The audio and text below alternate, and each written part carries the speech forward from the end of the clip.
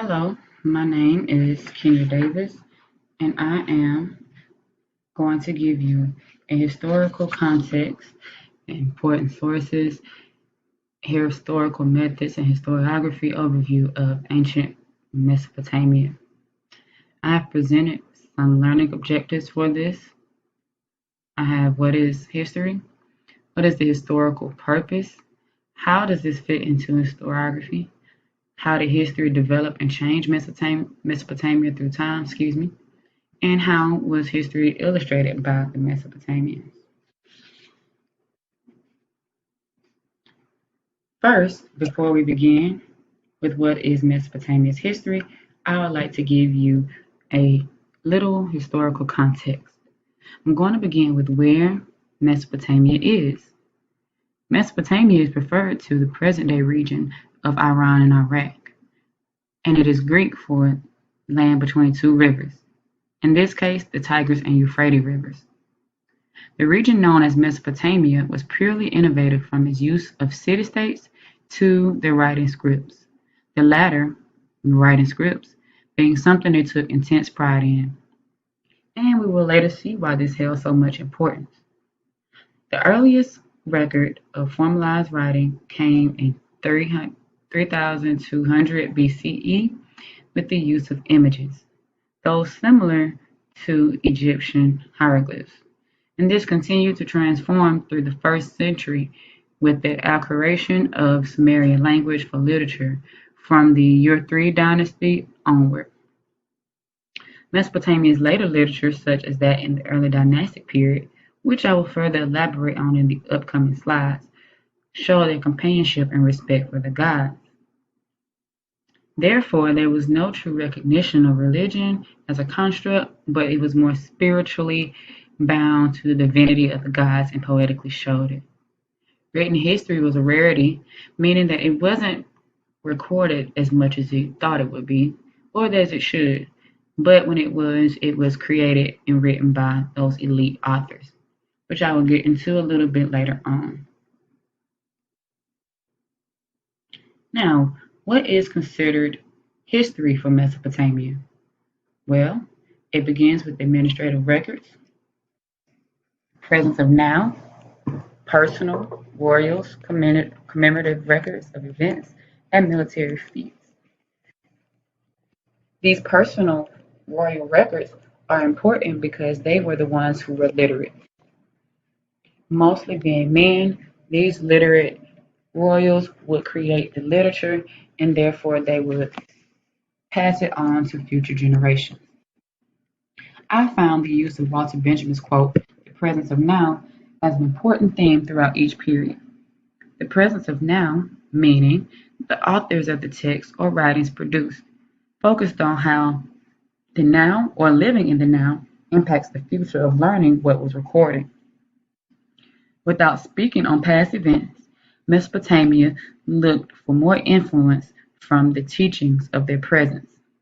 For early Mesopotamia, history was definitely centered on acknowledging the successes such as military feats to show their power, from even glorifying the royals through them being the authors and mostly readers. Literacy, as I said before, was very important to Mesopotamia, but the access to literacy and literature itself was for those with some sort of influence, most likely with the idea that they bestowed the power to pass it on throughout generations. Information during 3200 BCE was primarily for keeping records. There was no prose literature, reading for enjoyment. It was for administrative and accounting purposes only. The early dynastic period signaled a change with the spread of the cuneiform system and the addition of actual literary texts, separate from those administrative accounting records found in 3200 BCE. The historical time periods, chronologically, are 3200 BCE, where we find that first piece of text, which was in images. Then we go on to the early dynastic writings, the Sargonic, also known as the Akkadian Empire. the third dynasty of Ur, hopefully I'm pronouncing that right, and the Old Babylonian period. Now, let's move on toward the development of historiography. I found, after reading each portion, that the past was inadvertently created through the intended audience, as future encounters with text would depict past events. You will notice as I progress through the time periods that it was important for them to show their pride and dominion over surrounding enemies. So beginning with 3200 BCE, it was initially limited to those historical and accounting records, as I said before, with early Mesopotamian history being on clay tablets, with symbols and images written by royals, with the intended audience being those literate men, those people who had education and access to education. Then we move on to the early dynastic writings. So nothing has changed so far as what they write on. It was still tablets, and those political events were being illustrated now with cuneiform. It was no longer their own depiction of images. It became a little bit more structured. Administrative documents shifted to poetic descriptions with mythological references to gods and those sorts of things. The writings and new commemorative statues were still limited in their access to being seen and limited to being read because, of course, like I said, literacy was rare and limited to those with privilege, and it was also intended for those people in future generations.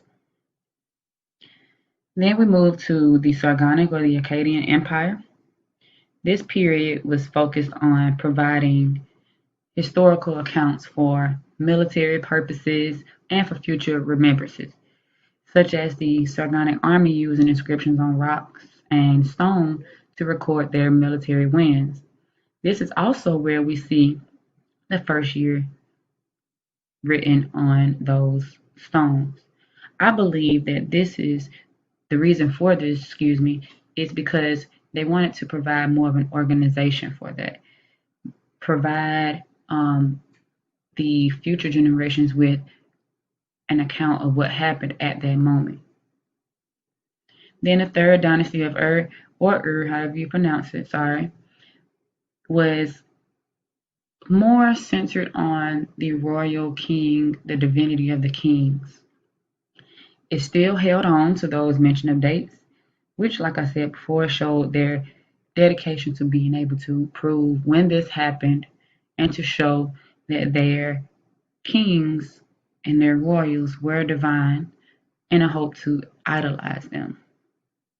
And lastly, we have the Old Babylonian period.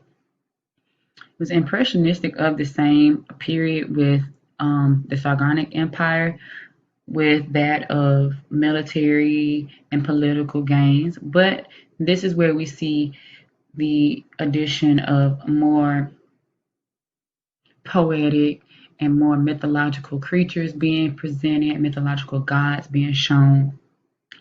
And it also used some of the Ur writings in the third dynasty to provide new insights. And those examples being the Sumerian king list, the curse of Agade, the death of Ur-Nama, correspondence of the kings of Ur, lamentation over the destruction of Sumer or Summer and Ur. I'll get into a little bit more detail about what those texts are and what their purposes were. How was history illustrated in Mesopotamia? To reiterate what I've said earlier, throughout the periods, they were illustrated by poems, hymns, inscriptions, monuments, and scribes. Administration documents, you have historical narratives through that of the inscriptions done on monuments and scribes. Poems and hymns were introduced during the third dynasty of Ur, and it romanticized the political historical context, meaning that it provided a more written form and a more eloquent form of what was happening in that time period. The inscriptions and monuments on scribes came during the Old Babylonian period and also in the dynasty of Ur, but more so in the Old Babylonian period, as we get a chance to experience the infamous Hammurabi's Law of Code, which was carved on a stele erected in the main cities of his kingdom, which I will explain a little bit later on why that is important. Administrative documents illustrated on clay tablets for accounting purposes were done in, of course, 3200 BCE, which was what we found to be archaeologically found in that area. And it is the earliest to use a form of cuneiform to do so. Historical narratives, mostly battles, such as the Renashi War during the dynastic period, was inscribed in stone for remembrance and also to be an example for the enemy at that present moment, to be not toyed with, to not be messed with. Now, what is historical truth to Mesopotamia? It is through literature and through art, mostly literature shown through art, that Mesopotamia displayed its historical truth. In the inscriptions written on rock carvings, such as the previously mentioned law code, we find a narrative example of Hammurabi's truth. But truth is left up to interpretation during this time, as it was mostly dependent on memories, and those memories being transcribed by students in the Old Babylonian period. That brings me to question if the limited access to such texts was done on purpose as a way to silence some portions of their history. The theme of history being reliant on memory is prevalent throughout this whole period. I found Hayden White's quote, "Historians provide historical events with all the possible meanings with which the literary art of their culture is capable of endowing them." I found that quote to be very interesting, found in the Modern Historiography reader, because it summarizes how we use literary art to express our culture. And that's exactly what Mesopotamia did.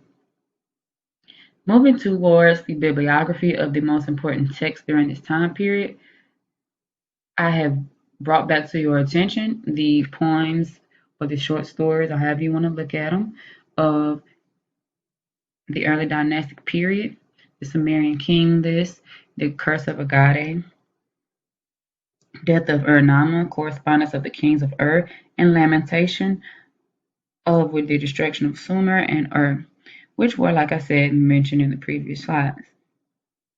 Another important piece was known as the Stele of Vultures, which came out of the dynastic period as well, and was a monument that signified the power of one city-state, Lagish, over another, Umma, in a way that was new to Mesopotamian literature, by combining the divinities of the Sumerian pantheon, this showing him as a protector of Lagish in order to make claims on the land.